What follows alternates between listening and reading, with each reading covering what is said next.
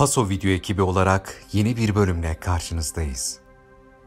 Nadir dünya hipotezine göre yaşamın oluşması için karasal bir gezegen gereklidir. Büyük gaz devleri.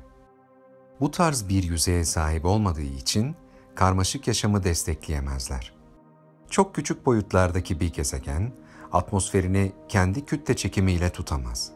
Bu nedenle yüzey sıcaklığı çok değişir ve ortalama sıcaklık sürekli değişkenlik gösterir. Uzun süre var olacak okyanusların oluşması imkansız olur. Küçük bir gezegen aynı zamanda pürüzlü bir yüzeye sahip olur. Büyük dağlar ve çok derin kanyonlar barındırır. Çekirdek çok hızlı soğur. Bu nedenle levha tektonikleri ya hayatın oluşamayacağı kadar uzun sürede olur ya da hiç meydana gelmez. Nadir dünya hipotezi, gezegen sistemlerinin karmaşık bir yaşamı destekleyebilmesi için bir şekilde Güneş sistemine benzer bir dizilimde olması gerektiğini söyler.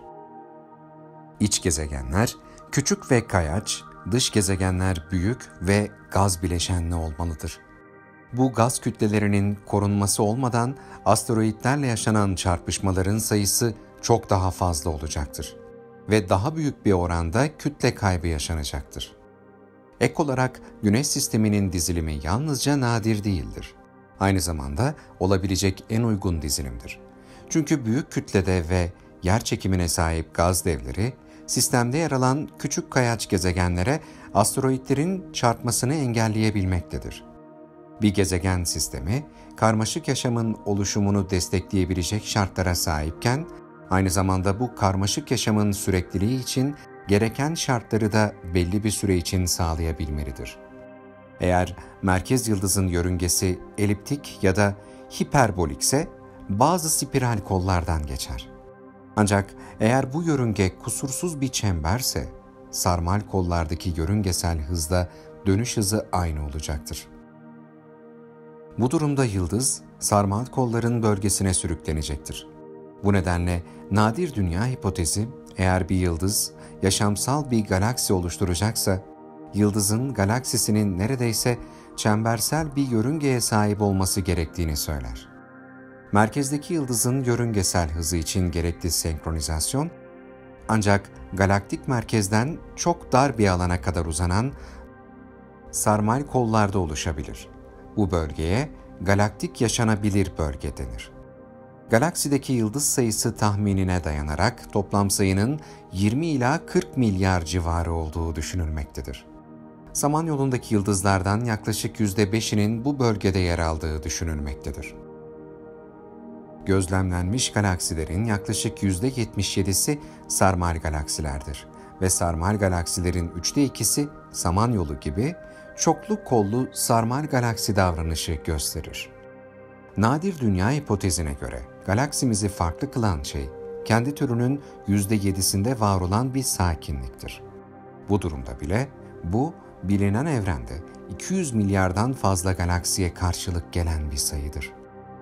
Galaksimizin eşsiz olarak nadir dünya hipotezinde yer almasının nedeni ise, diğer galaksilere nazaran geçmiş 10 milyar yılda çok daha az çarpışma yaşamış olmasıdır.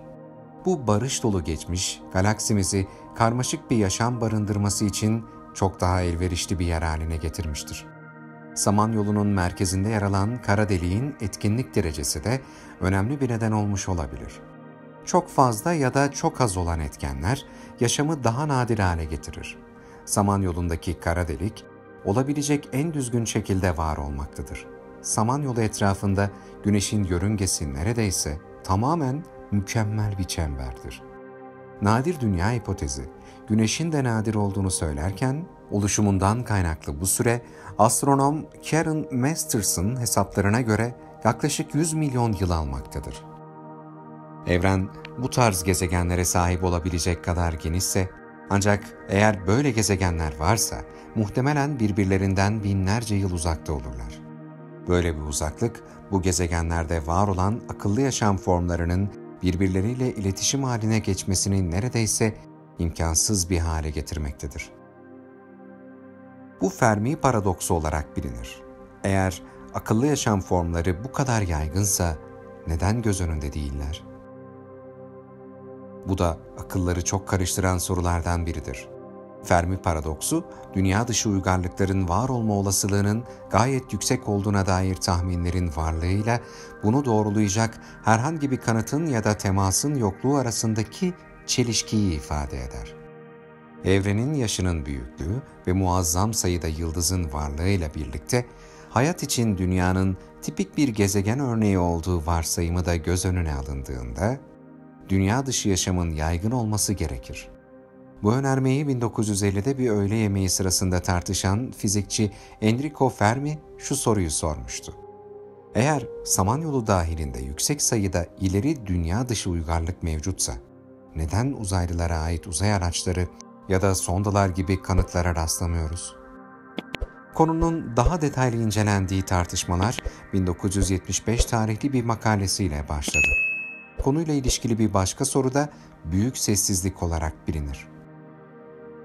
Uzayda yolculuk zor olsa bile eğer dünya dışı yaşam yaygınsa en azından bu uygarlıklara ait radyo sinyallerini duymamız gerekmez mi? Fermi paradoksunu dünya dışı yaşamın var olduğuna ilişkin kanıtları bulmaya çalışarak ya da böyle bir uygarlığın insan algısının dışında var olabileceğini savunarak çözmeyi deneyenler oldu. Bu çalışmalara karşı çıkanlarsa zeki dünya dışı yaşamın var olmadığını ya da insanların asla temas kuramayacağı kadar nadir olduğunu savundu.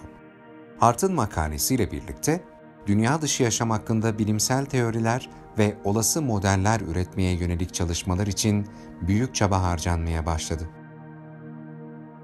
Bu çalışmaların çoğunda teorik referans noktası Fermi paradoksu oldu. Bu problemi doğrudan ele alan pek çok bilimsel çalışma yapıldığı gibi problemle ilgili çeşitli soruların cevapları da astronomi, biyoloji, ekoloji ve felsefe gibi disiplinlerde arandı. Fermi paradoksu yeterli büyüklük ve olasılığa rağmen gerekli kanıtların bulunamamasından kaynaklanan tutarsızlıktır. Paradoksun temel bir tanımı şöyle yapılabilir. Evrenin bilinen büyüklüğü ve yaşı, teknolojik açıdan gelişmiş durumda olan birçok dünya dışı uygarlığın var olmasını gerektirir. Ancak bu hipotez, destekleyici herhangi bir kanıtın henüz gözlenememiş olması sebebiyle çelişkili gözükmektedir.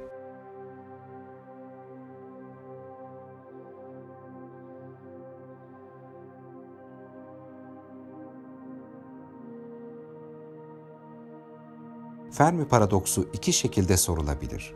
İlki, neden uzaylılara ya da onlar tarafından yapılmış nesnelere burada fiziken rastlamıyoruz sorusudur. Eğer yıldızlar arası yolculuk mümkünse, yavaş bir yolculuk dünyadaki mevcut teknolojiyle neredeyse elde edilebilir olduğuna göre, tüm galaksiyi kolonize etmek 5 ila 50 milyon yıl sürecektir. Jeolojik zaman ölçeğinde bile kısa bir zaman dilimi olan bu süre, kozmolojik ölçekte çok daha kısadır. Güneşten daha yaşlı yıldızların mevcut olduğu ve zeki yaşamın evrenin başka bir köşesinde daha önce ortaya çıkmış olabileceği düşünüldüğünde, bu soru, galaksinin neden hala kolonileştirilmemiş olduğu şeklinde de sorulabilir.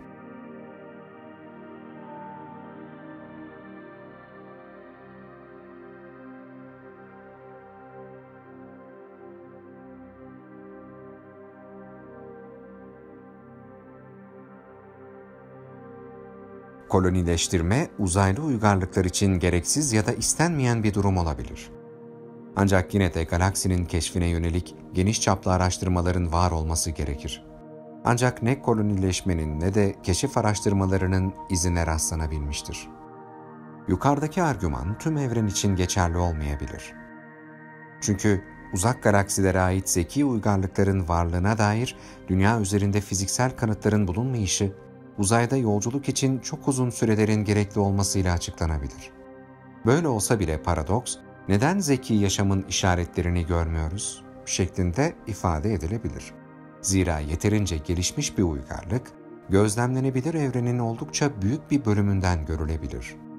Bu tür uygarlıklar çok nadir olsalar bile ortaya çıkmaları muhtemel çoğu bölge dünyadan gözlenebilir olduğu için keşfedilmiş olmaları gerekirdi. Ancak şimdiye kadar bu tür bir uygarlığın izine rastlanmadı. Paradoksun bu iki versiyonundan şu anda hangisinin daha kuvvetli olduğu belirsizdir. güneş dışı gezegenlerin tespit edilmesi ve sınıflandırılması, temel astronomik araçlarda ve analiz yöntemlerinde son zamanlarda elde edilen iyileştirmelerin sonucudur. Astronominin yeni bir alanı olsa da, güneş dışı bir gezegenin bulunduğunu öne süren ilk makale 1989'da yayınlandı. Yaşamı destekleyecek şartlara sahip olması muhtemel bir gezegenin yakın gelecekte bulunabilmesi olasıdır. Bir güneş dışı gezegenin atmosferindeki biyotik gazların, örneğin metan ve oksijen, hatta teknolojik olarak ileri bir medeniyetin yarattığını, endüstriyel hava kirliliğinin spektroskopik analiz yoluyla tespit edilmesi, dünya dışı yaşamın nihai kanıtı olabilir. Gözlem olanaklarının daha da gelişmesi halinde, insan uygarlığının ürettiği etkilere benzer kanıtlar da doğrudan gözlenebilir. Yine de dünya dışı gezegenler nadiren doğrudan gözlenebilir.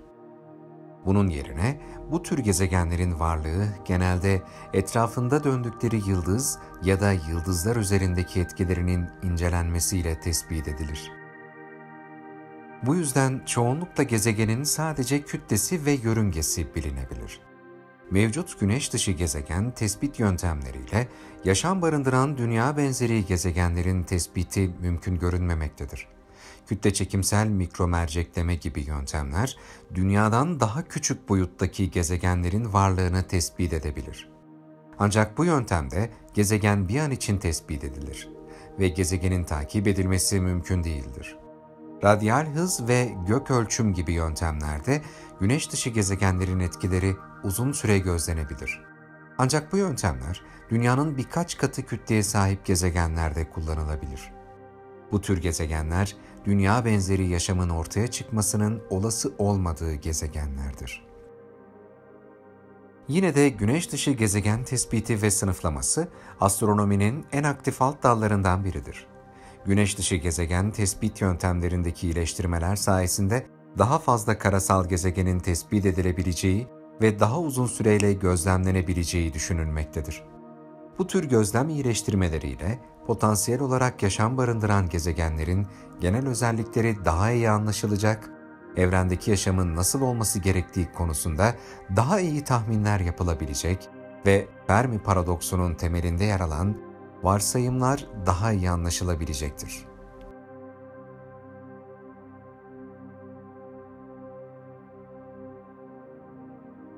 Çok geniş bir gezegense kendi kütle çekimiyle atmosferinin çok fazlasını tutar ve Venüs gibi olur.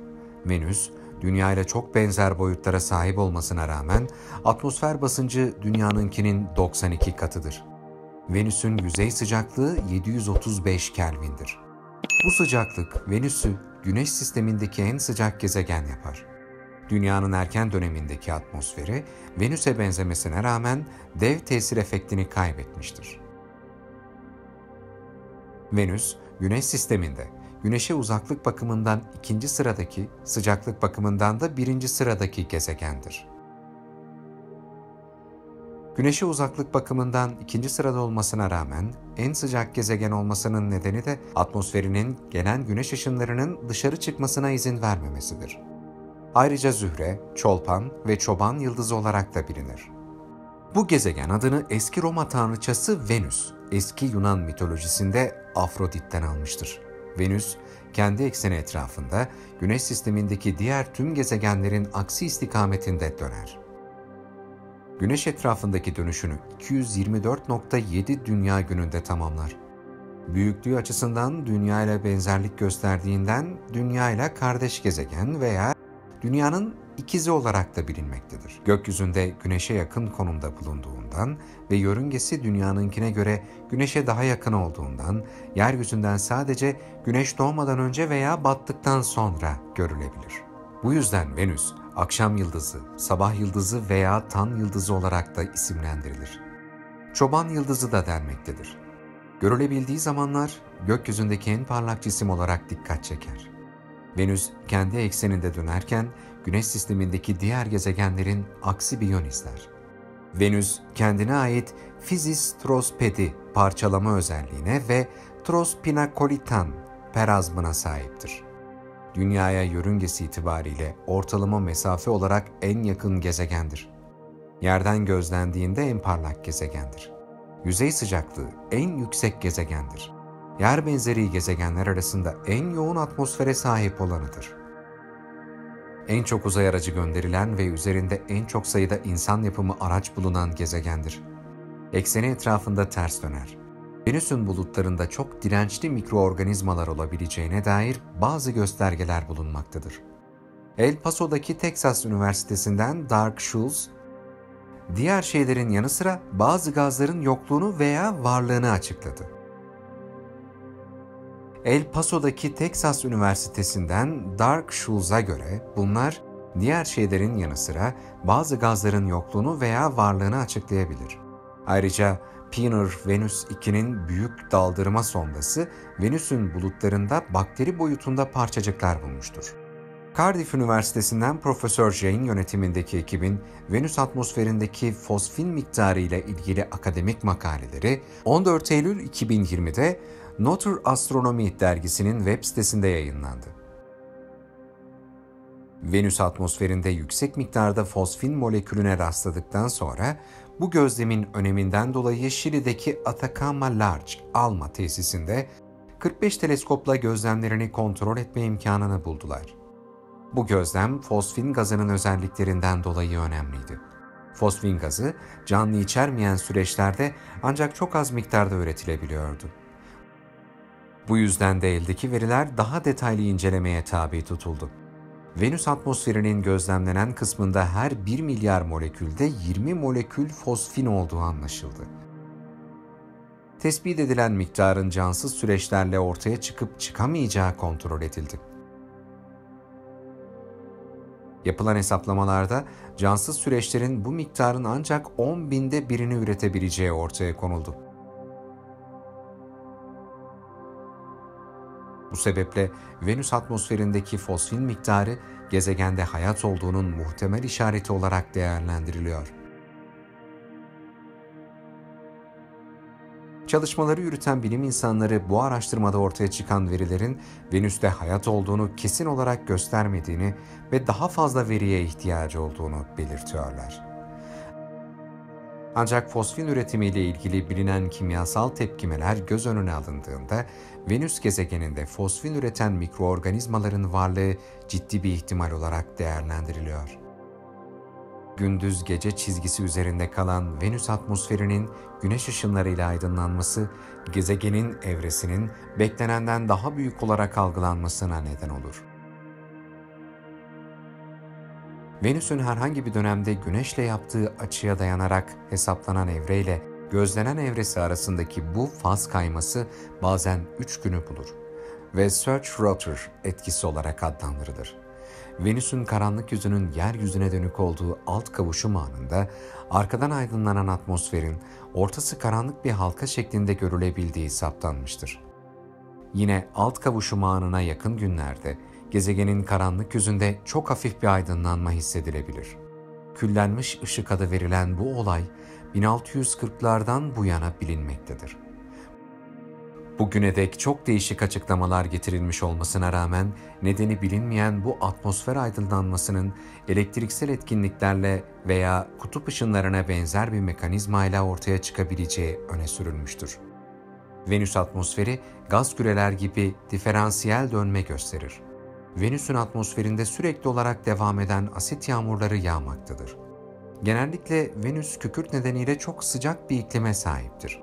Asit yağmuru, asidik kimyasalların yağmur, kar, sis, çiğ veya kuru parçacıklar halinde yeryüzüne düşmesine verilen isimdir. Atmosfere yayılan kükürt dioksit, azot dioksit ve karbondioksit gazlarının kimyasal dönüşümlerden geçtikten sonra bulutlardaki su damlacıkları tarafından emilmesiyle oluşur. Daha sonra bu damlacıklar yeryüzüne yağmur, kar gibi yollarla düşerler. Bu toprağın asitlik miktarını artırır. Su kaynaklarının kimyasal dengesini bozar. Paso Video ekibi olarak bu bölümümüzü noktalıyoruz. Bir sonraki bölümde uzayda bir yerlerde görüşünceye dek. Şimdilik hoşça kalın.